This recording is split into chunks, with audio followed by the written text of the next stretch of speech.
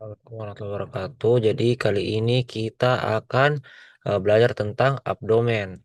Nah, yang pertama itu teman-teman harus tahu regio-regionya dulu. Untuk abdomen itu secara umum dibagi menjadi dua untuk pembagian regionya. Ada yang dibagi menjadi 4 regio dan ada yang dibagi menjadi 9 regio.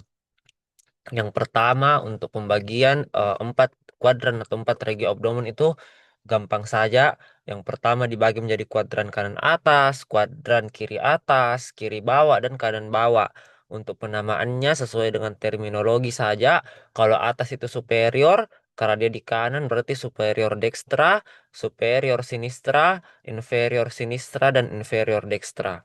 Untuk pembagian secara 9 regio atau 9 kuadran, yang pertama itu di kanan atas itu ada namanya regio hipokondrium dextra. Karena dia di kanan maka dinamakan dextra. Kenapa hipokondrium? Dari namanya hipo. Hipo itu artinya di bawah. Kondrium itu diambil dari kata kondros, di bawah tulang. Di sini ada tulang iganya kita atau tulang rusuk atau tulang kosta. Makanya dinamakan hipokondrium. Dia di sebelah kanan, makanya hipokondrium atau hipokondriaka dextra.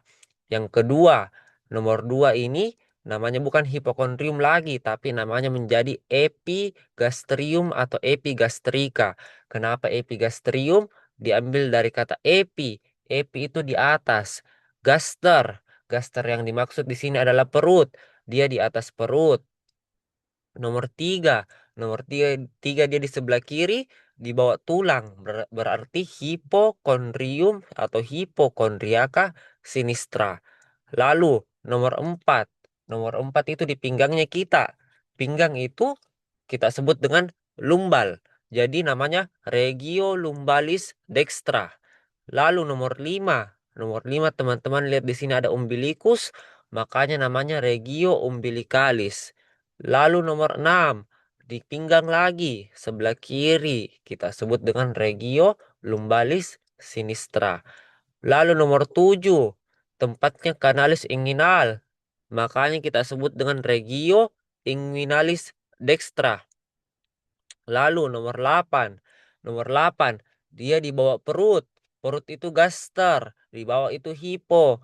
Makanya kita sebut dengan hipogastrium atau hipogastrika. Atau ada yang sebut juga suprapubik karena dia di atas pubis. Lalu untuk nomor 9, kita sebut dengan regio inguinalis sinistra. Lalu untuk pembagian otot-ototnya, kita bisa tahu bahwa ototnya itu ada di depan dan di belakang atau ventrolateral. Dia dari depan ke samping dan di posterior. Untuk ventrolateral yang pertama bisa kita lihat adalah musculus obliquus abdominis. Ada yang externus dan internus. Untuk teman-teman bisa bedakan, kalau yang externus itu bentuk alurnya seperti V, sedangkan internus seperti A. Nah, obliquus externus abdominis itu yang ini. Sambungannya itu yang ini. Bentuknya seperti V. Sedangkan obliquus internus abdominis dia yang seperti ini. Yang ini. Berarti lawannya akan seperti ini. Lalu ada musculus transversus abdominis. Dari namanya dia transversus atau transversal. Dia bentuknya horizontal. Yang ini. Transversus abdominis di dalam. Lurus. Lalu ada musculus rectus abdominis. Namanya rectus artinya dia berdiri tegak. Yang ini. Six pack-nya kita. Lalu ada otot yang tidak semua manusia punya. Adalah musculus piramidalis yang berbentuknya seperti piramida di bagian bawah. Di bagian ventrolateral, teman-teman juga bisa melihat beberapa linea. Yang pertama ada linea alba yang di tengah. Lalu ada linea semilunaris yang bentuknya seperti setengah bulan. Lalu ada intersection tendinae yang berada di antara six pack atau musculus rectus abdominisnya kita. Selanjutnya otot yang ada di posterior. Yang pertama seperti yang saya bilang tadi, pinggang itu lumbal. Makanya namanya ototnya di sini quadratus lumborum. Bentuknya ada, sisinya ada 4, kuat. Dan dia di pinggang, maka namanya quadratus lumborum. Yang kedua ada otot yang ada di os iliumnya kita. Makanya disebut dengan musculus iliacus.